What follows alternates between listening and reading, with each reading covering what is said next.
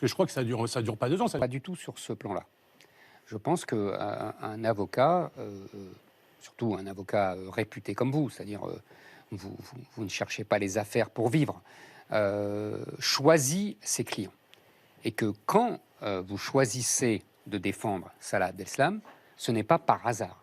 C'est-à-dire que vous faites un choix, et un choix non seulement professionnel, mais un choix politique. Non, pas du tout. Mais bien sûr que si. Mais non, quand vous il est... défendez un violeur, vous ne faites pas un choix politique. Je suis désolé, vous n'êtes pas obligé de le défendre. C'est pas vrai. En l'occurrence, Salah Abdeslam n'est pas un violeur. Vous n'êtes pas avocat pénaliste, c'est dans ce cas-là. Non, mais un violeur, un tueur, un terroriste. Non, je suis désolé, il n'est pas un violeur. Vous défendez des sales gens. Enfin, oui, des sales gens. Vous faites des sales choses. Des sales gens, mais pas. Mais oui, mais non, mais là, c'est la question de la justice là que vous remettez. Oui, en cause. absolument, Ça sert à quoi, la absolument. justice, en fait ça sert à quoi? Non, mais moi, de toute façon, il n'y a pas de justice pour ces gens-là. Donc, c'est autre chose. Bah oui, mais donc s'il n'y a pas de justice. Mais on est d'accord, mais on est d'accord. Mais une fois que vous avez dit ça, il n'y a plus de débat. On est d'accord, mais on est d'accord. C'est pour ça que je vous dis. Non, mais c'est un argument qui est vraiment très court. Non, c'est pas un argument court. Ce que je veux dire, c'est que vous n'étiez pas obligé de défendre Salah Abdeslam. Il aurait pu avoir une démocratie. Vous adhérez au système démocratique? Non, c'est pas la démocratie. Mais si, est-ce que vous adhérez au système démocratique? La démocratie, c'est le pouvoir du peuple. Ne mélangez pas tout. Oui, mais alors là, vous allez tomber sur le pouvoir des juges et tout. Non, pas du tout, pas du tout. Ça n'a rien à voir. Non, mais la démocratie, en tant qu'il y a une justice. Et qu'est-ce que la justice, si ce n'est défendre? La justice a existé avant la démocratie. Ah oui. Il y avait un habeas corpus sous la monarchie anglaise qui n'était pas une démocratie. Donc ne mélangez pas tout. La démocratie, c'est le pouvoir du peuple. Donc alors qu'est-ce qu'on fait des gens Je les exécute. C'est exactement ce qu'on a fait. Vous êtes pour le rétablissement de la peine de mort? Mais absolument, je suis pour l'établissement de la peine de mort. Mais vous n'avez même pas besoin d'avocat pour ça. Mais absolument. Mais c'est pour ça que je vous dis. Vous faites un choix politique, vous n'étiez pas obligé de défendre ce je ne suis pas du tout d'accord avec ce que vous pensez. Mais je sais, mais c'est pas grave. On peut ne pas être d'accord. Vous avez le droit de ne pas être d'accord avec moi. Il est pour la peine de mort. Exactement. Donc c'est pour ça que je... Mais pas de procès, c'est une autre. Non. Pas de procès, pas de peine de mort et pas d'avocat. Là, il n'y a plus de débat. Non. Merci de nous avoir invités. Merci de nous avoir invités. C'est un égarement. Non, c'est pas un égarement. C'est un état d'esprit. C'est absolument. Mais il a raison. C'est un état d'esprit. Il a raison. Pas de procès, pas d'avocat et une peine de mort. Si, non, il n'a pas dit ça. Ce que je veux dire. Bah si, c'est ce qu'il dit.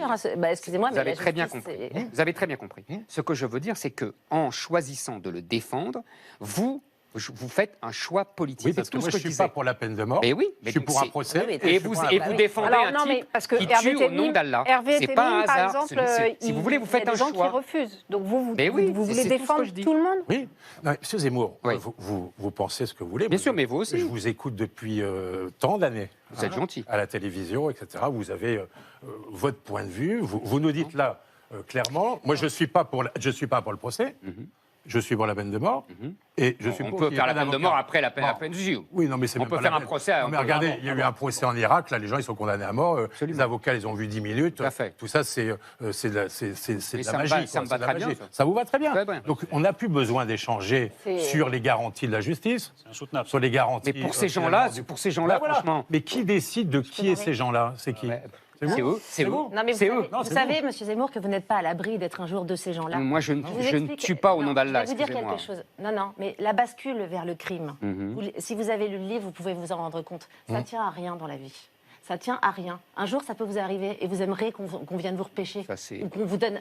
Il y a plein d'exemples dans le livre. Malgré tout. Ce Nolo, il y a plein d'exemples dans le livre. Vous n'êtes pas à l'abri, en fait. Personne n'est à l'abri. Non, mais moi, je suis devant le tribunal. De jeter les gens à la poubelle, ça ne tient pas debout, puisque l'être humain ne se jette pas à la poubelle. Ou alors, il faut changer de régime, aller sur une autre planète. Non, mais pardonnez-moi, ce que disait Zemmour n'a pas de sens. Mais pas du tout. Mais ça n'a aucun sens dans la société. Je voulais expliquer.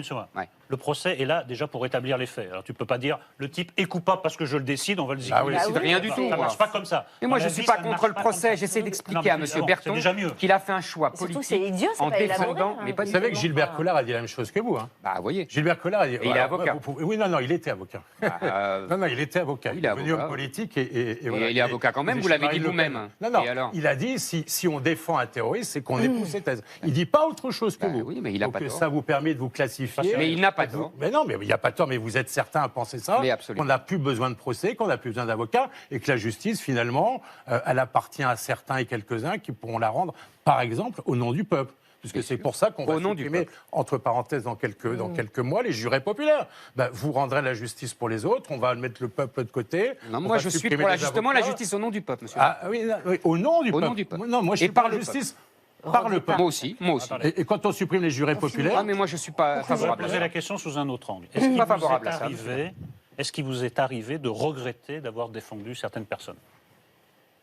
Non, j'en ai pas. Non. Ce Nolo, si demain vous venez me voir, c'est que vous êtes dans la merde. Et oui. Oui, non, mais là, on parle de terrorisme, etc. Je vous dis, mais il parle en général. C'est que vous me demandez... D'abord, vous me faites confiance. Le lien entre un client et son avocat, c'est la confiance. Il n'y a pas autre chose. C'est la confiance. Vous me demandez de parler pour vous, parce que vous ne savez pas le faire, parce que vous n'avez pas les moyens de le faire, parce que vous ne saurez pas le dire. Et je vais essayer de le faire pour vous. Cette démarche qui est la mienne, que vous critiquez, M. Zemmour, mais l'avocat, c'est ça. L'avocat, c'est finalement le porte-parole de celui qui est assis derrière vous, qui encourt une peine de prison parce qu'il a transgressé l'ordre social.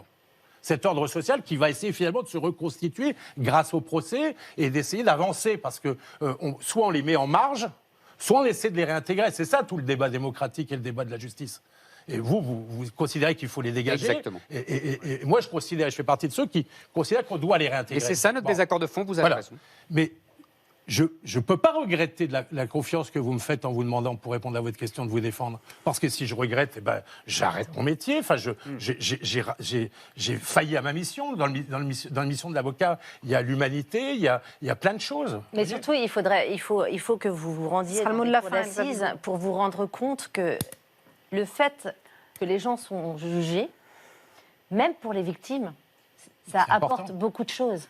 Et ce que vous proposez est une fabrique à haine, une victime dont le criminel, enfin, si vous le jetez à la poubelle ou si vous le tuez comme ça, la victime, elle n'a pas de réponse sur son drame. Sachez qu'un drame, les victimes, elles le portent. C'est un discours psychanalytique. Non, alors, je veux dire, on a fini, je veux dire.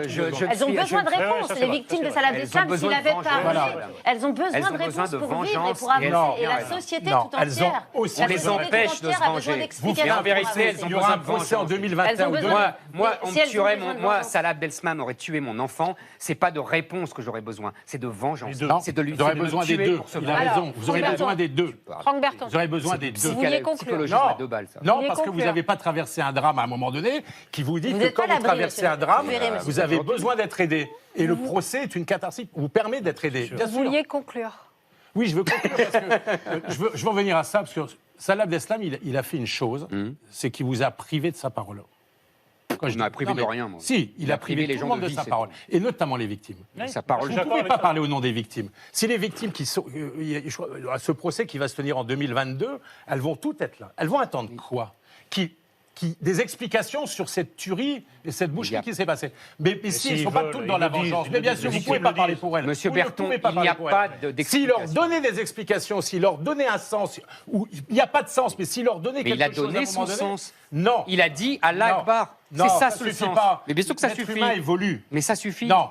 Ils ont besoin de réponses. Pas décider à la place des victimes. Les victimes victimes le réclament. Parler à la place des victimes. Vous voyez, on en arrive. Quand vous parlez à la place des victimes, vous parlez à la place des autres et vous supprimez la justice. Je ne parle pas à la place des victimes, cher monsieur. Vous dites, je dis moi si j'étais victime. C'est pas la même chose, vous comprenez. J'essaie de me mettre à leur place. Vous êtes un polémiste. Vous êtes quelqu'un qui est véritablement par moments assez catégorique.